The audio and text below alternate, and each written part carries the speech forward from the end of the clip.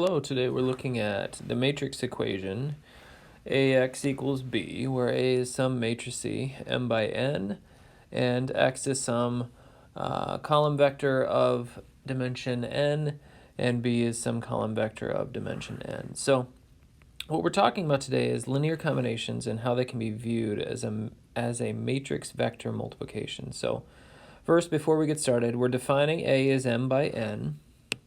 And so we're going to say that it has m rows and n columns.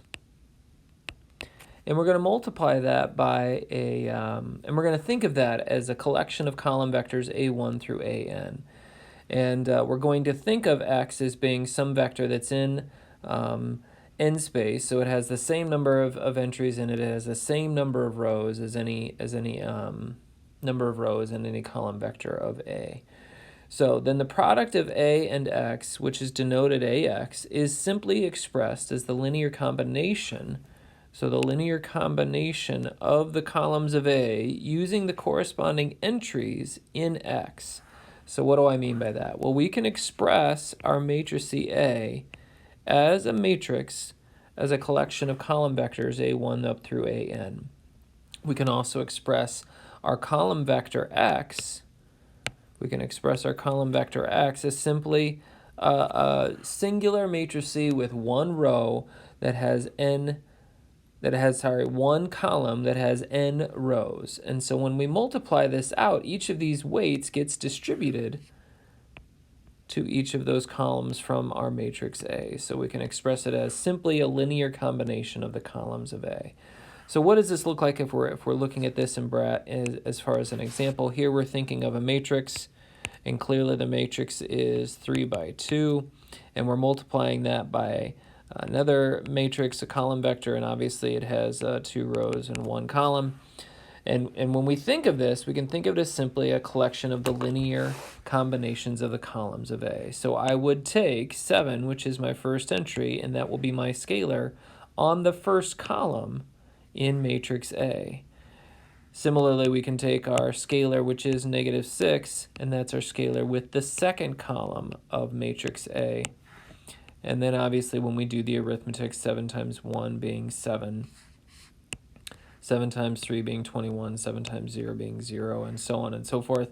We do the arithmetic and we realize that A times X would give us a vector B that is now a 3 by 1 in dimensions. So we have A, which is a matrix 3 by 2, times X, which is a column vector 2 by 1, and it gives us a resultant vector B, which is 3 by 1. So we need to be able to go kind of back and forth between these modes or methods of thinking. And so what they're giving us here is they're giving us an augmented matrix. Now, when they say an augmented matrix, I find that it's helpful to always kind of put this little dotted line here to help us to understand what would maybe necessarily be our coefficients on a variable system and what would be the, by definition, constants. And so they're saying express this system of equations in vector form, and also finally in the form A times X equals B, where B is a 3 by 1 vector. So let's see if we can think about this in sort of a corresponding format. So if this is simply a system of equations that we're thinking about in Algebra 1, then what I'm thinking about it as is 2 times x1 plus 3 times x2 plus 4 times some variable x3 is equal to 9. And similarly, we have -3 times x1 plus x2. Now, I could write plus 0 x3, but I'm not going to, which is just equal to -2. Now, if we go to rewrite this as a vector equation, keep in mind the scalar that we have in common here, the scalar that we see in common here is x1, so I could rewrite that as x1 times the column of 2, -3, plus x2 times the column 3, 1, plus x3 times the column of 4, 0, and that, of course, is equal to the constants 9 and -2. Now, what would this look like if we were going to go backwards? Then the matrix A that we're referring to or thinking about, the matrix A that we could re-express this as is 2, 3, 4, -3, 1, 0. So this is my matrix A. And matrix A in this example is a 2 by 3. We're multiplying that by x1, x2, x3, which is again our column vector x, which is again a 3 by 1, and that is equal to our matrix C 9, -2, where again that is our column vector matrix B, which is of course a 2 by 1. All right, so let's keep moving if we could. What we're going to then consider is the implications here of these three forms is that we really have three different equivalent ways of viewing any linear system. We can look at a system as simply a system of linear equations. That's sort of how we kind of, to mind map this would be how we thought about these things in Algebra 1. We can think about these as a set of vector equations where we take the weights x1, x2 up to xn and multiply those by the column vectors of a matrix A, A1, A2, all the way up to AN, and that's equal to B. Or we can simply think about it in sort of this combined form of a matrix A of dimension m by n times a column vector x of dimension n is equal to a matrix B of dimension m by 1. So let's consider now what this is going to give us. What are sort of the results of these three different ways of viewing a linear system? So we arrive at theorem 3, which says that if A is an m by n matrix with columns A1 through AN, and if B is in M space, so again we're denoting that with the number of rows that we have in matrix A, then the matrix equation AX equals B has the exact same solution set as the vector equation, which that should make sense. If we're saying that these three statements up here are logically equivalent, then it would make sense that their solution sets are the same, which it then says in turn has the same solution set as the linear equations whose augmented matrix C is. So again, that's kind of thinking about this in this third and final format. So these three things are very, very helpful, and it's useful to be able to bounce back and forth between these three things. So the equation AX equals B has a solution if and only if. So we know that this equation AX equals B has a solution if and only if B is a linear combination. So if B is a linear combination of AX of the columns of A. All right, so let's maybe take a look at this in the form of an example then. So we have A as this 3 by 3, and we have B as this 3 by 1, and the question is the equation AX equals B consistent, and then again, pay attention to the language here, consistent for all values of B? Well, let's see if we can understand what that would mean then. So we start off by writing out matrix A, but then through row operations, we reduce it to this particular matrix here, which let's highlight this bottom row. So the only way that this particular system would have a solution is if -2 times B1 plus B3 were equal to 0.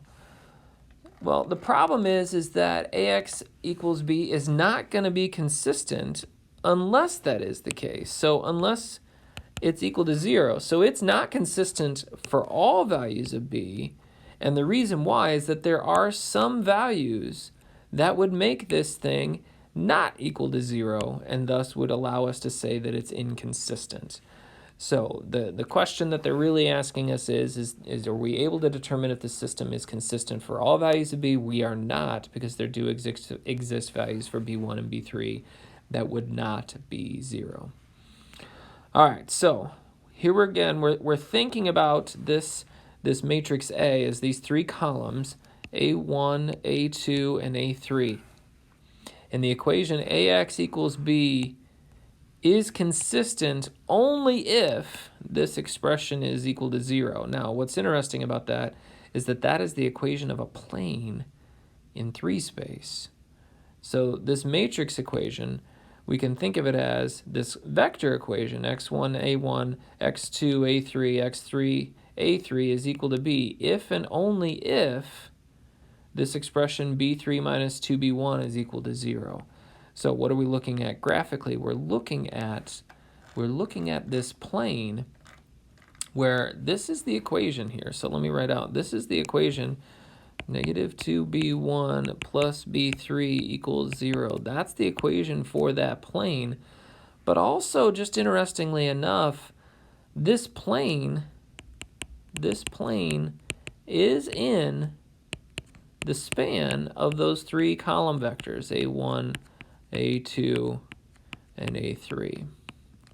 So the columns of A definitely span a plane in R3, and it travels through the origin. Okay, let's keep moving then if we can, and let's take a look at what we're looking at is that instead, if any B in R3, not just those lying on a particular line or in a plane, can be expressed as a linear combination of the columns of A, then we say that the columns of A span R3. So that leads us to our definition. We say that the columns of A, A1, A2, all the way up to AP, span Rm, so they span this space Rm, if every vector in B in Rm is a linear combination of A1 through AP. So what does that mean? It means that the span of A1 through AP would create that M space in R. So what is that? That sort of leads us to our next theorem. So what we're saying is let's consider a matrix that is M by N, and then the following statements are actually logically equivalent. It's the equivalent of saying any of these is the same as saying all of them. And so it's nice to be able to say that for each and every B that's in Rm, the equation Ax equals B has a solution. That's the same as saying each B in Rm is a linear combinations of the columns of A. That's the same thing as saying the columns of A, they have to span all of M space in R, and A has a pivot position in every row. And recall that a pivot position helps us to understand whether that particular row's variable would have a solution or not. Now, we could sort of prove this by stating that if B is true, then C is true, and then if C is true, then D is true, and then if D is true, and then A is true. So each of these, A, B, and C, are logically equivalent. To complete the proof, we're simply going to need to show that A is true when D is true, and A is false when D is false. So let's take a look at this and sort of just consider that one particular scenario. Let's suppose that D is true. So what we're saying is that A has a pivot position in every single row. Then the reduced augmented matrix of AB is row equivalent to some UD. So I'll highlight this here. And each row of U is going to have a pivot position, and so there is no pivot in the last column of UD, which really just results in us saying, so we know that A would have to be true. Now, why would it have to be true? Well, let's consider what A said. It said for each B in Rm, the equation Ax equals B has to have a solution. And if we are able to establish that it's row equivalent, then of course we are able to say that A is true. Now, let's go the other direction with it, and let's consider, suppose D is false. So if D is false, then the last row of UD contains all zeros. That's important. Suppose D is a vector with a 1 as the last entry. So suppose D is some vector. Whoops, not with my red pen, maybe with my highlighter. Suppose D is a vector with 1 as the last entry. Then what that means is that matrix that we're looking at, UD, represents an inconsistent system. And row operations are reversible, so if we start with UD and work backwards and we get to some AB, then what that means is that AB is inconsistent as well, because we know those matrices are going to be row equivalent, and thus A would also be false. Okay, now it was a little theoretical. Let's move back to something that's a little bit more practical, and let's consider a matrix A, and let's consider a column vector B. And the question now that we're considering, is the equation Ax equals B consistent for all possible B? Well, let's consider that A has only 2 columns and therefore has at most 2 pivots, meaning you can't have 3 pivots if you only have 2 columns. It doesn't work that way. So since A does not have a pivot in every single row, and the reason why it doesn't have a pivot in every single row is because there are more rows than columns, then we know just simply by that fact alone that Ax equals B is not consistent. We know that it can't be consistent for all possible B according to what we just discussed earlier in Theorem 4. Now, a different question, but really the same thinking.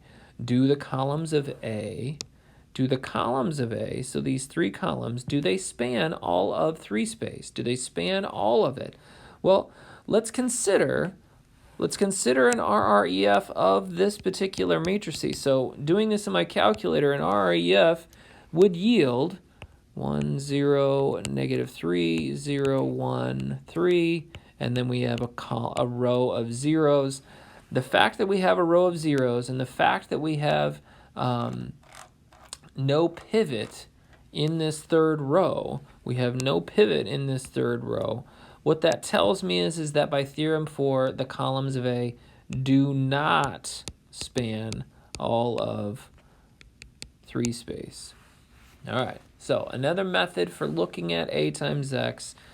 So if we read through example 4 on page 44 in our text, what it says is that, and all the way up to example 5 on page 45, to learn this rule for computing the product of AX. That's something I'm going to ask you to do on your own time if you can, because these notes are starting to get a little lengthy. Now, what theorem 5 says is that if A is an n by n matrix, and U and V are column vectors in n space, and C is some scalar, then what we know by sheer properties is that if I'm going to add 2 vectors and then multiply by a matrix A, that's the same as taking matrix A times U and then adding it to matrix V. And I'll walk through these proofs here in just a second. Similarly, what we're saying is that if we scale a column vector U and then multiply it by matrix A, that's the equivalent of multiplying A and U together and then scaling it with C. So let's take a look at these proofs. I've written these out below, and we can take a look at them. So if A is assumed n by n, and U and V are in n space, and C is a scalar, what we're trying to set out to prove, the first thing that we're trying to prove, is that if we take column vectors U and V and add them together and then multiplying by A, that's the equivalent of taking A times column vector U and then adding it to A times the column vector V. So let's start with the left and work towards the right. So let's consider what this looks like. A matrix A times the column vectors U and V when they're being added together. And let's consider A as being a collection of column vectors, A1, A2, all the way up to AN. So let's work through by adding U and V together. If I do that, element by element, so U1 plus V1, U2 plus V2, all the way down to UN plus VN, then what I'm looking at with A is I'm thinking of it as a collection of column vectors, A1 all the way up to AN. Now, as we earlier defined, we can rewrite this as a linear combinations on the columns of A. So what does that look like? It looks like U1 plus V1 times column vector A1 plus U2 V2 times column vector A2 all the way up to UN VN times column vector AN. Now, through the magic of distribution, we can rewrite this as U1 A1 and V1 A1 and U2 A2 and V2, and we're going to just continue to think of that UN AN plus VN AN. But we can rearrange this, we can reassociate the terms so that we're looking at UA1, U2 A2, all the way up to UN AN, and we can add that to the sum of V1 A1, V2 A2, all the way up to VN AN, and that's the equivalent of writing exactly what we had set out to prove, matrix A times column vector U plus matrix A times column vector V. The proof for the scalar does follow in a very similar fashion. It's going to feel pretty tedious, but again, what we're trying to establish or trying to prove is that if we take A times some scaled version of C times column vector U, and C, that will be the same as taking A times some column vector U and then scaling it. So let's again consider A as a collection of column vectors. So let's consider A as a collection of these column vectors, and let's start from the left and see what happens. So if we look at the left, we have this collection of column vectors A times what we said, C times U. Well, that's just going to be scaling each of the individual entries in U, C1, CU1, and CU2, all the way down to that final entry, CUN. Now, when we multiply these two matrices together, again, that's the equivalent of looking at it as a linear combination of those column vectors. So each of these column vectors we can see is really just having a scalar or a weight of CU, CU1 and CU2 and all the way up to CUN. Now we can redistribute this and we can reassociate and we can say, you know what, let's factor out this constant c, this scalar. And so what we're now looking at is what we're trying to prove, we're trying to establish is that we can think of this as simply column vector A and matrix A being multiplied together, which is exactly what we had set out to prove. I hope that helped. That's just a little bit of a primer on 1.4, the matrix equation, and we'll talk more